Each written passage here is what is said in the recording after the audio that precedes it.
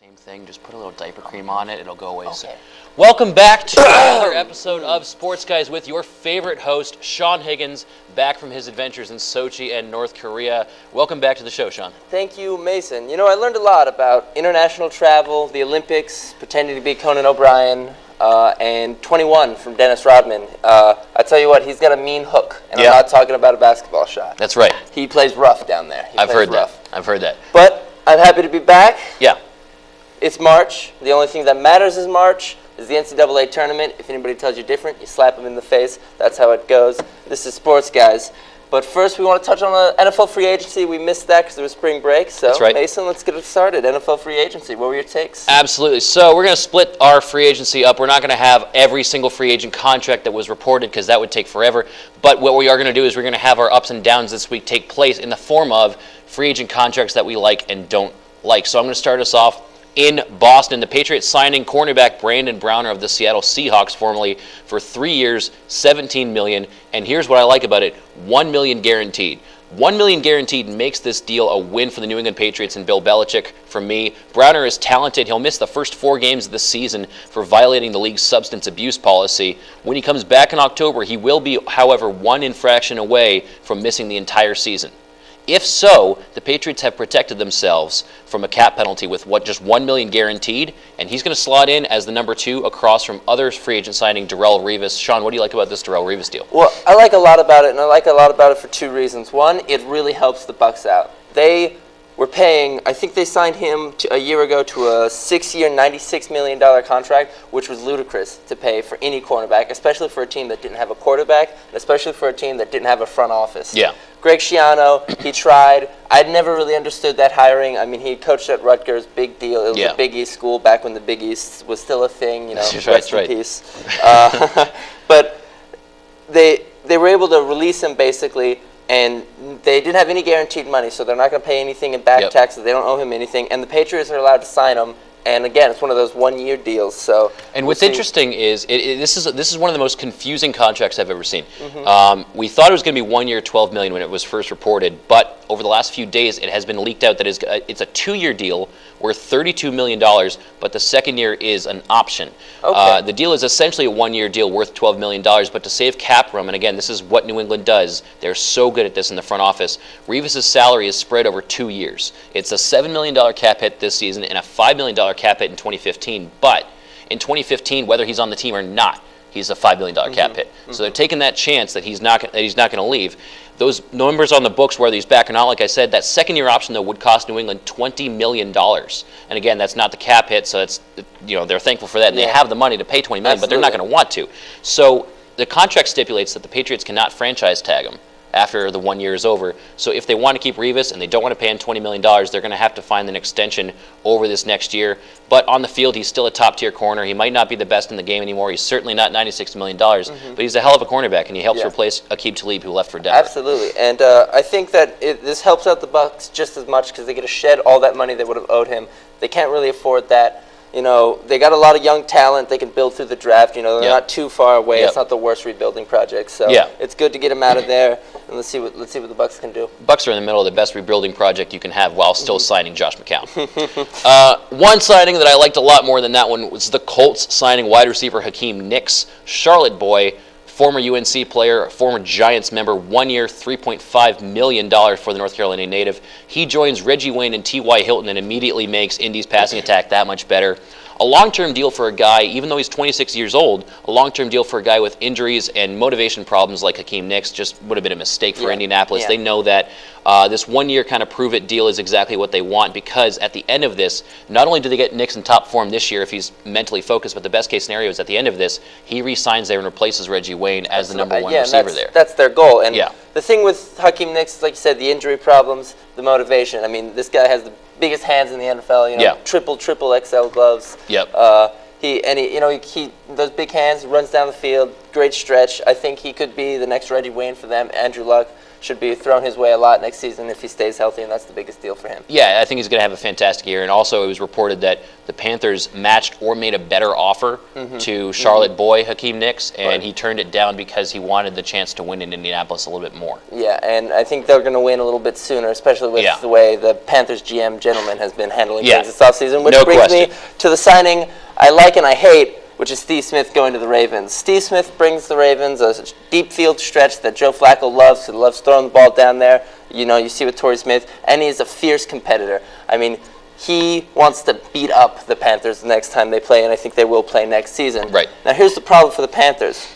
They've lost Steve Smith to the Ravens and Brandon LaFell, I think, to the Patriots, if I'm not mistaken. You're right. Which leaves their receiver depth chart as mysterious as the Lost Colony. I don't know who Cam Newton's going to throw to, or if they're going to throw the ball at all next season. They could just line up in a bunch of linemen and just run the ball, because that's all they can do at this point. Maybe throw it to Jimmy Olsen a couple times. Go the old school full house. Yeah, go the old school full house. Because I don't know what they're doing in Carolina, but maybe they're saving up for something big. Well, you know, you can't let three receivers walk and then hope that you're going to land Hakeem Nicks. And that's clearly what they did. That Steve Smith deal, it's 3 years, it's $11 million. 3.5 of that's guaranteed, and I'm not sure if $11 million total or 3.5 bonus is worse. 3-year terms and bonuses are not given to guys who go an entire season failing to register 70 yards in one game, as he did this past year. It's my opinion that Steve Smith is done as a number one receiver. He's done as a deep threat. He's lost that elite speed. He's a barely starting caliber guy. He's a potential locker room distraction. So for 3 years, $11 million, I think Baltimore probably made a mistake here. But Steve Smith is one of these chip on the shoulder guys, and you never know with these guys. Sometimes they let that fuel for a great year. So it could happen. I'm not counting on it.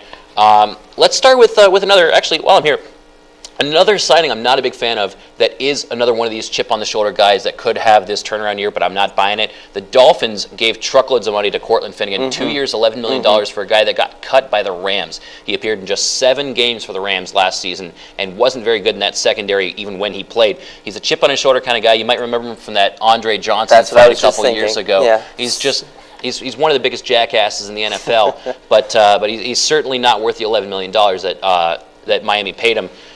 Brent Grimes in Miami is one of the better cornerbacks, so he doesn't have to take that number one role, but I'm not a big fan of that deal. Yeah, I'm not a big fan of Finnegan either. Ever since that Andre Johnson fight, his career's been downhill. I mean, he tried to stay on there for the Titans for a while, but even they got rid of him, and the Rams, like you said, he only played 7 games last year. Yeah. $11 million, a little too steep of a price, but like we were talking about before the show, all these offenses going to spread. You really need it. You got to pay those cornerbacks good money, especially since they can't touch them. That's right. Can't touch wide receivers. You're seeing that. You're seeing that a lot. A lot of quarterbacks getting a lot of money. Some of it worth it. Some of it I like. Some of it a little bit too much money. Vontae Davis in Indianapolis got like $40 million, and I think that's a bit too much. Yeah. We were just talking about, before the show about Dominique Rodgers-Cromartie for the Giants. Got truckloads of money. A little bit too much. But it just, this is the market. This is the way the market works these days. When you have spread offenses, you need a lot of corners. It's not like you need a nickel corner anymore. You need 2 or 3 starting caliber cornerbacks. Going back to the offensive side of the ball, one contract I did like out of the NFC West where Cortland Finnegan played last year. On the offensive line, the Arizona Cardinals signed former Raiders offensive tackle Jared Veldheer for 5 years, $35 million. It sounds like a lot more money than it is for a guy of his age. He missed a lot of 2013 to a torn triceps, but that's the kind of injury that doesn't really kind of come back and bug him. Once he's healed from that, it sounds like he'll be good. And he's almost a perfect fit with the Cardinals. Arizona's offensive line desperately needs help, and all these writers in Arizona seem to believe that Veldheer is a perfect schematic fit there. I'm not going to pretend like I know Arizona's offensive line system, but if that's the case, then it sounds like it's a win for Arizona. Yeah, and I think that Arizona is another one of those rebuilding projects that if you're looking for a team to start rooting for, an underdog, Arizona's definitely one of them. I mean, they just missed the playoffs. That's right. This year. They got Patrick Peterson on the other side of the ball. One of my favorite players in the game. One of my favorite, and he's so explosive. You know, kick returner, punt returner, cornerback. And their defense is young and fast, and you know, maybe they can do something in that talented NFC West. Yeah, they just need a couple of offensive pieces to get past the defense. Maybe a younger Carson Palmer. Like a USC era Carson Palmer. Yeah, that wouldn't be too bad. That wouldn't be too bad. You'd have to go pretty far down. You got one more deal? No, I think that covers it for me. Well, I want to hit on Eric Decker before we transition, because this is Jets sign Eric Decker. New York Jets sign Eric Decker, former Bronco, to 5 years, $36.25 million, and 15 of that is guaranteed. this is huge money for a guy that just seems like a horrible fit. Decker's a decent receiver, and more egregious contracts have been given out this March. So this isn't one of the worst deals out there, but this signing is just a down for me because of how ineffective he's going to be in New York. Good for him making his money. The NFL, it's a short kind of league. It stands for not for long, as you hear from all these players. So you got to make your money when you want it. But this guy, he's closer to a number 2 or a number 3 receiver in the league. And in New York, he's going to have to play a number 1A and a number 1B. Listen to these receivers in New York here that are behind him. Jeremy Curley, who had 523 yards receiving last year. David Nelson, who had 423 yards. And Salim Hakim and Greg Salas, neither of whom recorded a catch last season. So you have less than 1,000 yards in the other 4 receivers, and Eric Decker's stepping in. And not only does he have to be the number 1 receiver there, but he goes from being the 3rd option in Denver, the number 1 in New York, where he's in the AFC East. He's got Darrelle Revis and Brent Grimes smothering him from the Pats and the Dolphins, respectively. And one more thing about this. I'm railing against this, but there's one big thing here that ruins this Decker deal for me. He goes from a pass-happy offense featuring league MVP Peyton Manning to a run-the-ball, grind-it-out offense featuring the worst passer rating in all of football last year. Among 37 quarterbacks that played in 7 games or more, qualified leaders, Geno Smith had the worst passer rating with 66.5 passer rating, the absolute worst, 37th of 37, and that's his quarterback now. So you literally go from the best quarterback in the league to the worst, and you go from a passing offense to a run offense. Don't expect a whole lot from Eric Decker this year. Yeah, I can't imagine he'll get the chance to make a lot of plays, like you said. Because he's not going to be on a lot of fantasy teams. No, because he'll be covered by the best corner, and that'll be all that there is to say about that. Because it's tough to play quarterback in New York. That's what I hear. Yeah, absolutely. Geno Smith doing his best. So it's a little early. Let's wrap this segment up. It's literally, we still don't know the draft, and free agents, it's always hard to tell. But just based on the roster changes so far this offseason, how has that changed who you like for the Super Bowl next year? I think that of any of the teams that made any of the big moves, the Patriots definitely did the most to assure themselves at least a playoff spot. I mean, they need help at wide receiver. That's their big problem. Tom Brady can throw it. He just needs somebody who can catch it. Rob Gronkowski, he'll be back. Yeah. And now that they've added Darrelle Revis and hopefully Brandon Browner, if he can stay out of trouble, that assures up their pass defense, which was kind of a sore spot for them last year. So I think that they've made the biggest improvement in my mind. Yeah, they're challenged in the AFC though. AFC has been spending a lot of money. Yeah. Broncos lose out on the Revis talks, but they did pick up Aqib Talib for a ton of money from the Patriots. No matter how much money it is and whether or not you think he's worth that, he's still Aqib Talib on the field. Yeah. And then they went out and got DeMarcus Ware. To sort of help spell Von Miller. Big mistake. So those are big. And then, like I said about the Colts, picking up Vontae Davis, picking up Akeem Nicks. I think between those 3 teams, you've got your Super Bowl winner. Yeah. I like Seattle. Yeah. They dominated Denver, but I think it's an AFC next year. Okay. Well, like we said, it's March, so we'll have our March Madness special coming right up after this break. Featuring Zeke and Matt. Yes.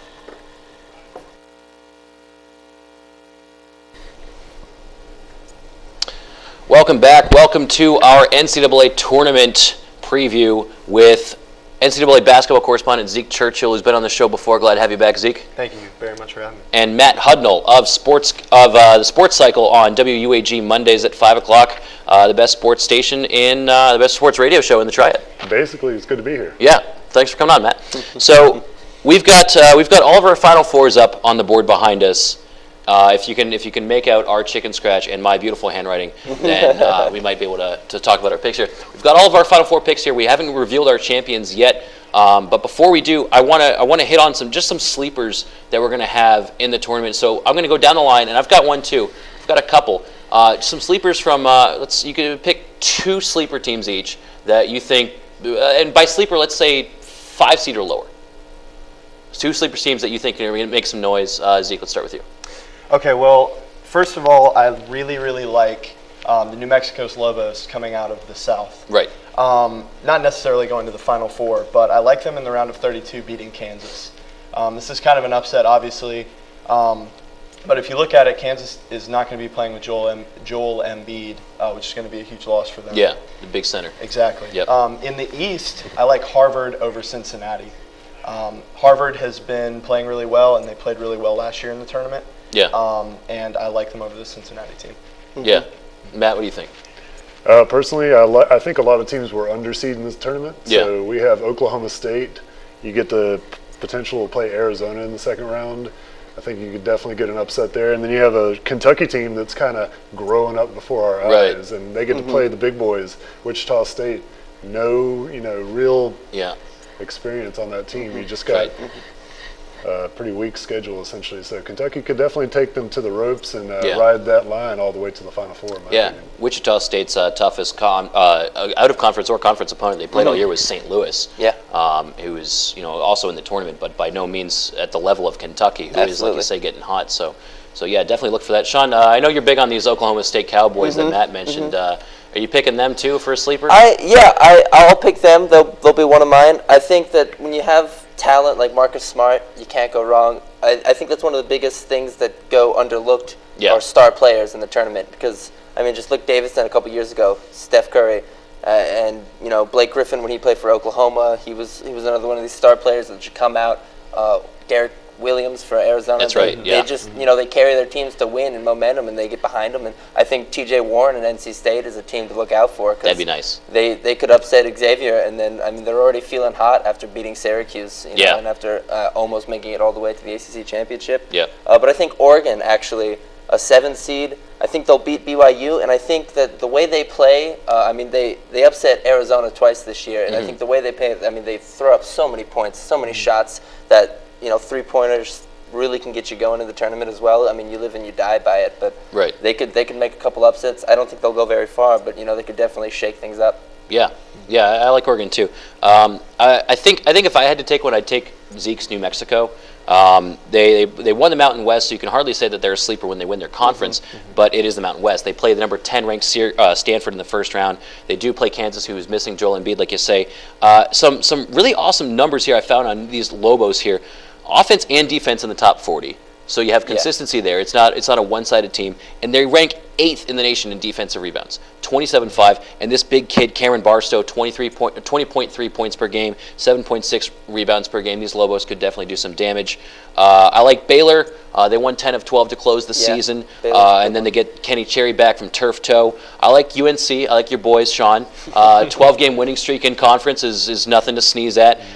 Defense ranked 22 per the KenPom analytics, advanced analytics community. Marcus Page needs to be a little bit more selfish in the first half. I think that's always been the narrative on him is he waits till the second half to get going. And then in the Midwest, I like Tennessee. And I think Tennessee's one of these teams that's got to win their play-in game first. Yeah. But we'll get to play-in games. I have a lot to ask you guys about that. But Tennessee is a top 30 offense per the advanced analytics site KenPom. The defense ranks 16th in the country, and since February 11th, 4 losses for this Volunteers team, 2 of which to Florida, the number 1 overall seed in the tournament, and 2 on the road by a combined 8 points. They've got a good draw and an overrated UMass team. I think the seeds are wonky. Matt, you mentioned some underrated, lower seeds. I think UMass is one of these overrated high seeds, and UMass has lost 3 of 5. I don't think the Vols have a high chance of beating Zeke's Blue Devils here in the round of 32, but the Vols have seen Florida and Wichita State and Virginia, so they're not inexperienced when it comes to playing top-ranked teams. Now, moving to this this play-in game thing, we used to have 64, and then we started getting 66, and now we've got 68. Yeah. We have these play-in games that, let's face it, they're for money. But one thing that drives me nuts as a sort of liminal college basketball fan, I don't understand why the play-in games why they aren't all the 16 seed teams. Okay. I don't know how you can win I don't know how you have to play a play-in game, and if you win it, then you're the 12th seed, but the 13, the 14, the 15, the 16 might not have to play a play-in game. Sean, can you tell me about that? No. Is there a logic behind that? I never really thought about that. I guess it's to make the play-in games mean more, make them more exciting. I think that's what it comes down to. Because it's not March Madness when you're watching 4 or no one's going to watch 16 seeds fighting for survival. It's. Well, and with the odds of the 16 seed having never won, you don't want to watch 4 16 seeds, have to battle. You got 8 16 seeds battling to see who the first person loses. You got teams like NC State and Xavier and Tennessee coming from stronger conferences. So I do think that, you're battling for this 11 and this 12 seed coming from a better background, which kind of makes sense to me. You look at VCU. VCU was a 12 seed in a playing game. That's right. That made it all the way to the Final Four. Yeah. Now, I do agree with that, but at the same time, with these playing games, you're basically telling these teams you have to play an extra game in the NCAA tournament, whereas a 16 seed, a 15 seed, or a 14 seed have already made the round of 64. Yeah. You're telling these teams like NC State, who has beaten Syracuse once and should have beat Syracuse the second time.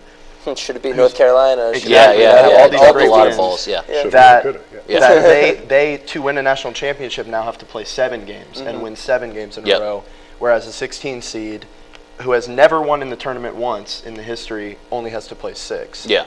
Hypothetically. Yeah. So I do agree with you. I think that it's a little bit ludicrous, but at the same time, it makes it a little bit more interesting. It does make it more interesting, and that's what it comes down to on the NCAA's part. But I think that if you just take a look at it and instead of just like 1 through 16 and these rankings within their own quadrant, if you just look at it as 1 through 64, or in this case 68, you can't say, I don't get the logic behind saying American's the 15th seed in the West Conference, but State is either a 12 or they're not dancing at all. And so I don't like to think of these playing games as part of the dance. I think that if you just ranked them 1 through 68, State isn't 67, 68. They're lucky to be here. They are. But I don't think you're going to find anyone in college basketball who thinks they're better. They're worse than American. They're worse than Wofford, who have guaranteed spots. They're worse than Weber State, who's got a guaranteed 16 seed. So these playing games, they start tonight. We got a couple tonight, and then State plays tomorrow, Xavier. But I think jury's still out. I think. Right. Yeah, and it's like you said, it's a new era for the NCAA. We just went to 68 teams 2-3 years ago, something like that. And so I don't know. I think they're trying some stuff out. I don't know if I hate it. I don't know if I like it, but I think it does, adds to the story. Yeah. Storyline. VCU is a great story because even though they were in that playing game, I think it just gives a chance for those bubble teams who are from bigger conferences to prove themselves, and for teams that aren't from as good of a conference to also prove themselves. And that's the idea. You're not going to see a playing game between Tennessee and NC State, who are of conferences that are almost, obviously the ACC is the best, but they're both big conferences and they're both bubble teams in those big conferences. You're going to see playing games against like Xavier and against smaller conference teams, but better teams in those small conferences. So going down the line, before we get into the number 1 seeds and then eventually our Final Four and championship picks, I want you all to say the highest seed you would feel comfortable, and by highest I mean numerically lowest, that you would feel comfortable giving a playing game to, because we have a 12 seed playing in an 11 too, right? 11's got to play for a playing game. So what's the highest seed you feel comfortable playing in a playing game? Zeke, let's start with you. I actually feel the opposite. I'm going to stick with my initial opinion here, and I think that the lowest absolute possible seed should be in the playing games. I think that Wofford should be playing in a playing game. I think that the 16 that's playing Wichita State, I'm not exactly sure, but they're coming into a playing game. It's a playing game between Cal Poly and Texas Southern. Southern. And that's how I feel that it should be set up. I don't necessarily feel like NC State or Xavier deserves to be in a playing game. Yeah. And I'm sticking with that. So you say 16 is the lowest or the highest seed? Right. So no more than 16. Matt, what do you think? Yeah, I like the traditional 64-team format. Yeah. And it's been the same way with this 2 16 playing games and 11 and a 12 since they've done it. So, I would almost rather have only one play-in for the 16 seed and then do it kind of like do a 12 and 11 and a 13 or like a 14. So if you really want to mix it up, make it interesting. Yeah. Because, you're challenging these teams that say, oh, we're really good, like St. Louis, who's the 5 seed. Right. Do you want to have these teams that play against good teams or bad teams? Yeah. Or really good teams? Yeah, that's a good point too. Is the kind of opposition they're going to face after the playing game. So you're comfortable with an 11 seed having to play in? I would almost rather bring it down to like 12, 13, 14, 15. Yeah, that's what you think 12 too? I would say like 16, 15, 14, 13. Yeah. That would be like I guess not ideal, but yeah. I don't know. I think 12 and 11, those are always like intriguing teams. Those are always the teams that ruin brackets because they upset your 4 seed that was supposed to beat your 3 seed or whatever. So and so I think I don't know. I don't think they should ever touch the top 8. Yeah. Because if they do, because like the 8-9 game in and of itself is almost a playing game. Because those games are always toss-ups. They're so close. So I think that I guess the lowest I would go would be like 10. Yeah. Like 10. Then even that feels weird. Yeah. Making a 10 seed play in. Yeah, there might be something said where one bracket has the 16s play in, one bracket has the 15s, one bracket has the 14s, one bracket has the 13s, and even then you could sort of say, well, if you're a 13, you feel like you got cheated by that. Well, maybe if you're a 13, then the 6 seed that you get to play after that is the weakest six seed there is. Yeah. So you are a 13 and you shouldn't have to play in, but if you do win that, you get the weaker six seed. So let's move on to, before we move on to number 1 overall seeds, I do want to say an interesting stat I read was upsets as determined by a seed 4 seeds or lower beating someone 4 seeds or higher. Upsets in the national tournament average 9 per year. So 9 and not just in the first round, throughout the entire tournament. So keep that in mind when you're filling out your brackets. An average of 9 upsets as determined by 4 seeds or more difference. I thought that was kind of neat. You guys think about 9 for this year? Or you think it's going to be a little higher or lower? I mean, 9's a good number. You're going to do plus or minus 2, I guess. Yeah. You're either going to get 7 or you're going to get 11. Right. I've got personally 3 of the 12 seeds beating the 5 seeds. Yeah. That's always an intriguing matchup. The 12-5's always It's fun always to play. exciting. Yeah. But, I mean, and then you got stuff where, there was a year where the 13 seed Weber State just blew the wheels off North Carolina. Yeah. I mean, that's going to happen. Yeah. 15 seeds have won the past couple of years. You never know what you're going to get. Yeah. Yeah. Yeah. You guys going about 9? I would say over 9. Well, no, I don't know, because I just feel, I guess like we were saying before the show, every year it feels like a weird year. Like they're doing something completely different. Yeah. Things aren't the same as they were. So I don't know. I guess 9. Yeah. I think 9 is a good one for the whole year. Because after a while, isn't it just statistically, if a 12 seed wins 2 games, then usually they'll beat 2 teams, and that's 2 right there. And there's 2 right there, exactly. So. Well, you talk about Wichita State last year when they went on their run. Yeah. And VCU, it's like going on runs of 3, 4, 5 wins. That's already 3, 4, 5 upsets just from that one team. Right. Going to these number 1 seeds, we've got Florida as the number 1 overall seed in the South. The West, you've got Arizona. The Midwest, you have those undefeated Wichita State Shockers and the ACC champions Virginia Cavaliers in the East. So I want to go down the line here and find out.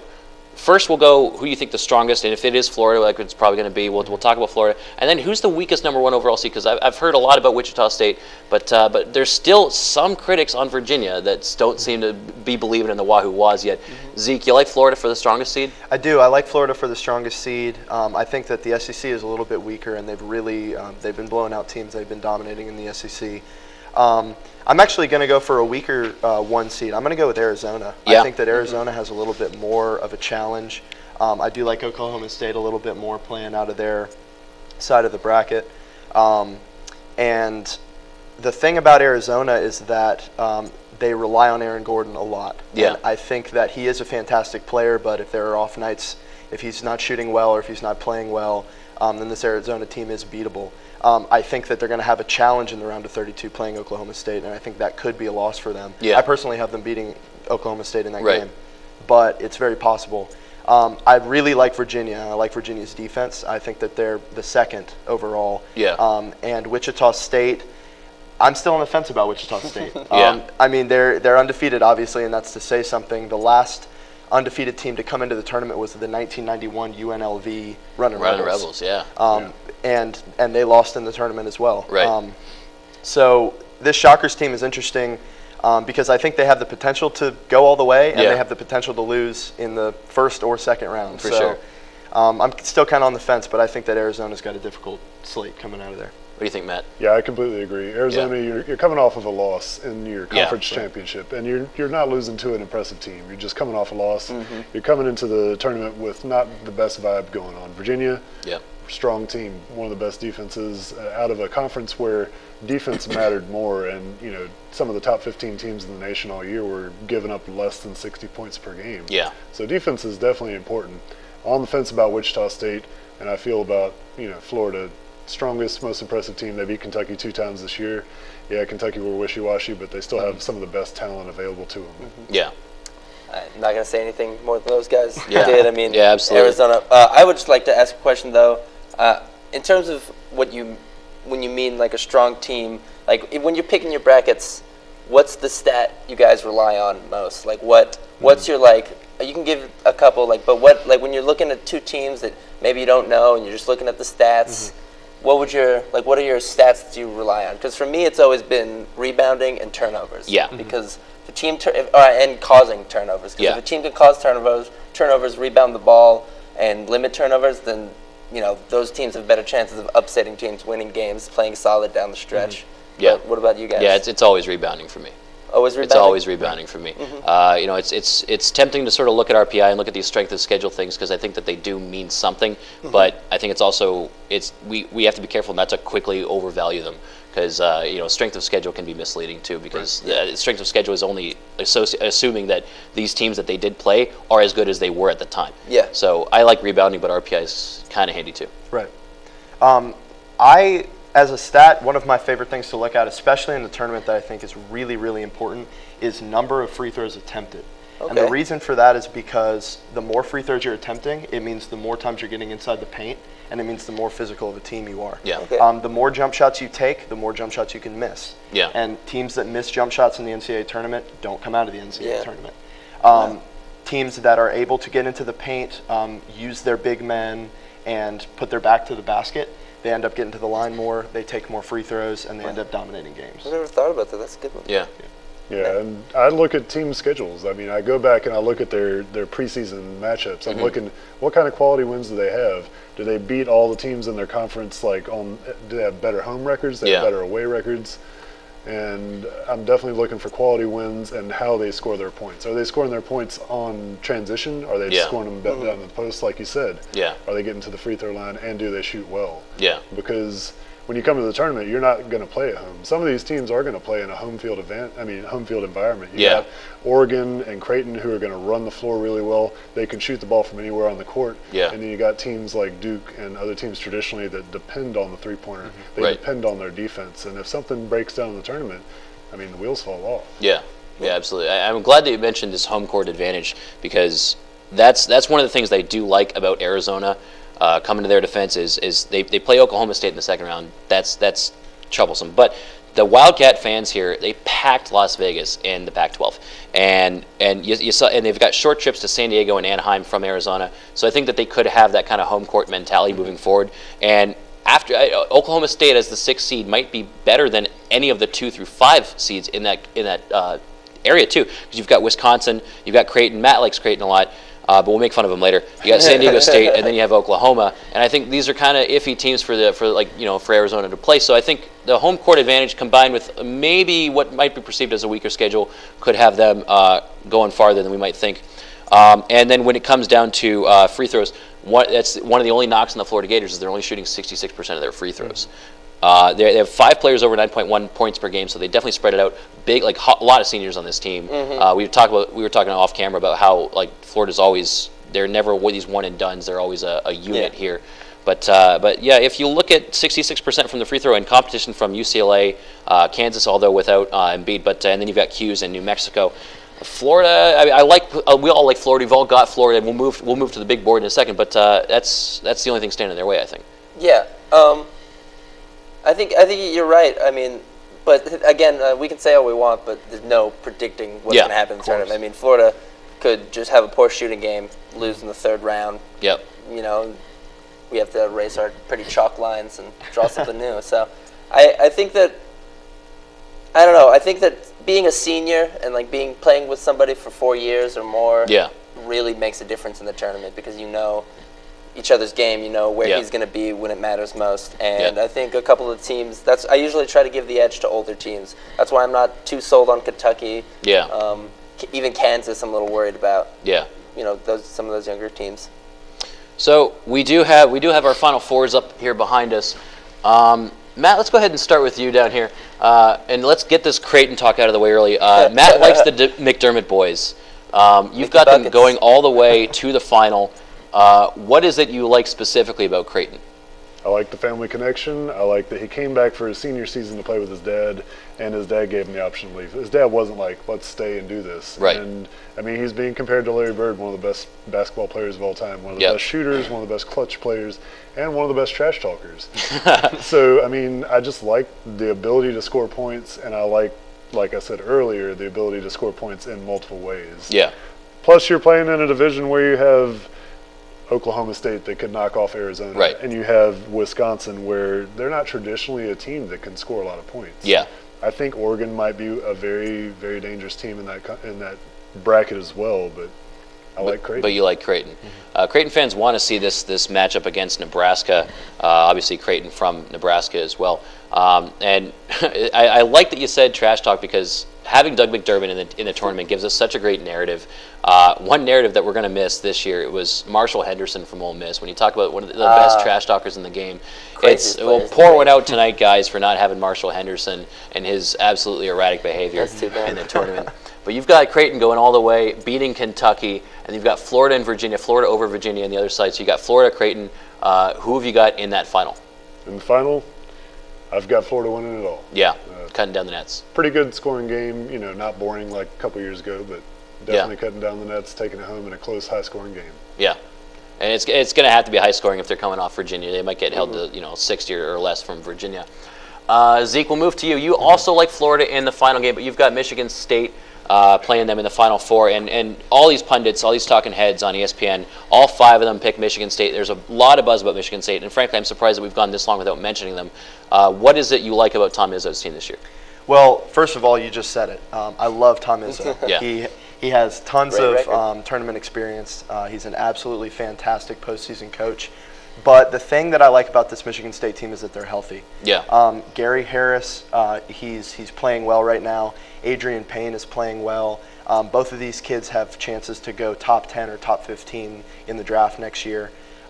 This is an older team that has a lot of experience, and Tom Izzo he has a lot of potential to take them really deeply into the tournament. Yeah. And then you in the same state, you also like the Wolverines. Yeah. What is it you like about the Wolverines? And you've got Wisconsin going all the way to play them. It's a great Big Ten matchup. What is it you like about Michigan? Right. So Michigan, I love Nick Stauskas. He's a floor general. He's a great ball handler. He distributes well and he shoots well. And if he's playing well, then this team is going to be kind of like they were last year. They're going to be able to take it a long way. But yeah, so I've got 3 teams from the Big Ten going to the Final Four. They say it's the best conference in basketball. Yeah, exactly. I firmly believe that. I really believe that these 3 teams have been battling in the top of the Big Ten pretty much all year. I know that Michigan State and Michigan have been head to head, back and forth for that one spot in the Big Ten. Yeah. And this conference has really impressed me this year. But yeah, so I've got 3 of the 4. Michigan having a heartbreaking end to their season last year. You've got them in the final again, playing the Florida Gators. Yeah. Are they going to redeem themselves? They're not redeeming themselves this year. I'm going with the Florida Gators. I think Billy Donovan's team, senior-laden team, he's going to solidify himself as one of the top coaches in the country this year with another NCAA win. Yeah. Yeah. All right, Sean, moving on to you. You're the only one here who likes Wichita State in the Final Four. And I have a couple of reasons for that. I think Cleanthony Early and Fred VanVleet play great together. It's a great 4-1. I think that because just the way, and I'm basing a lot of this off of how they played in the tournament last year, of how they're supposed to do this year. They play really hard defense. They rebound the ball. And I think that's enough for them to get them past Kentucky and some of those other teams. They're going to be challenged, but they're also coming in with the biggest chip on their shoulder because nobody believes in them. Like you said, I'm the only one who picked them. Nobody else is picking them to win. I just want to believe in the team that can, Yeah. So I have them going. Also, I like Florida. Like I said, I think they're maybe the strongest team, but also they come from if Syracuse puts it together, I think they could stop Florida. I think that if Kansas puts it together, they could stop Florida. So that's why I'm a little hesitant to have Florida winning it all, because they're not unbeatable. They haven't really been challenged this year. Is Wichita State pulling 40 straight wins this year? I want to believe it. Yeah, I'll say Wichita State all the way for the win. For the championship. 40 straight wins. First time ever. Well, I guess since Indiana. Well, go ahead and spoil my pick. It's also going to be the Florida Gators for me, so you will be the only one on this panel that will not pick the Florida Gators. I like Louisville in their last year, not in the ACC. They're coming to the ACC next year, and I think that next year we can really start matching them up against Syracuse and Duke, and we can really have a better idea of who Louisville is at this time of year next year. But I do like these Florida Gators. They're on a 26-game win streak right now. They haven't lost since December 2.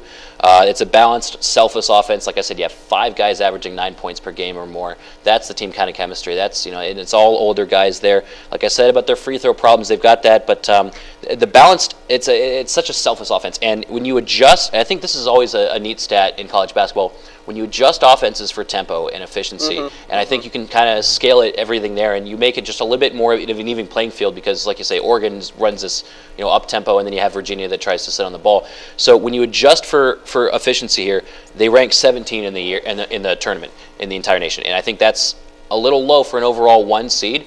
But I like the way it's distributed. I like the way they distribute the ball there. Yeah. Billy Donovan, one of the better coaches. It's been a few years since Florida's been great. They had those back-to-back wins with Joakim Noah, but I think this is the first year since the Joakim Noah days that Florida gets it done. So if Florida loses, then we'll probably, barring Wichita State's undefeated run, we're probably going to have none of us making the championship rate. But what we are going to do is, of our Final Fours, we're going to have the worst Final Four selection ever. So if you miss all 4, if anyone else makes it, even if we if you make 2 and that winds up being the worst, whoever has the most inaccurate Final Four here, and if it's a tie, we'll tie it, has to deliver a 1-minute segment when the tournament is over on why they were wrong, an apology to the coach and fans, and they have to do it shirtless behind our desk.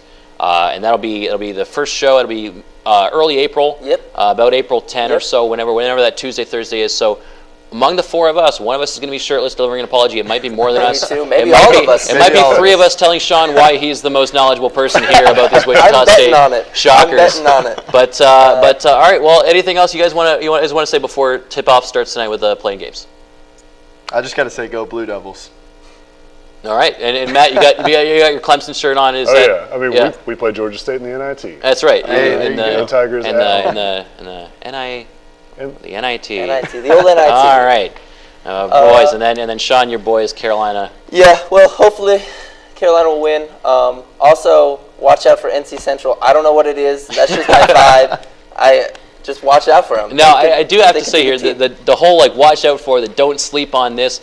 I do always feel, and not that I'm not guilty of this too. I do always feel that that's the journalist's way of saying, I'm not picking them, but if I did, then I did. Yeah, right. If I'm right, then I was right. But if I'm wrong, then I just said you shouldn't sleep on them. I didn't pick them. Yeah, exactly. Also, Villanova. I think you shouldn't sleep on Villanova. I think they're the most underrated 2 seed. Yeah, I like those Wolfpack. They have a long ways to go to beat Xavier. Xavier's got kind of the home court there, but T.J. Warren, ACC Player of the Year. T.J. Warren's phenomenal. He's killing it, and I like those Wolfpack. We'll see how they do tonight or tomorrow night in that play-in game. Yeah. But so that wraps it up. It's going to be a hell of a tournament, guys, and I look forward to seeing one or more of you shirtless. Thanks for having us, man. All right, and that's also going to do it for our show. Our first show back with Sean Higgins, your favorite co-host here. We are going to come back next week with a highlight pack conducted by cameraman Andrew Lucas. Big shout out to Andrew and I. We covered 2 Hurricanes games over the break. We got to see them play to the Rangers and they lost. We got to see them play the Oilers and they lost, but it was great. We got great footage. We got great sound bites from head coach Kirk Muller. So we've got that. And coming up next week, too, we've got Greensboro Roller Derby in studio for an interview. And we might be able to even cover their event on Saturday. So heads up for Greensboro Roller Derby and the Carolina Hurricanes. This has been another edition of Sports Guys. Thanks for watching.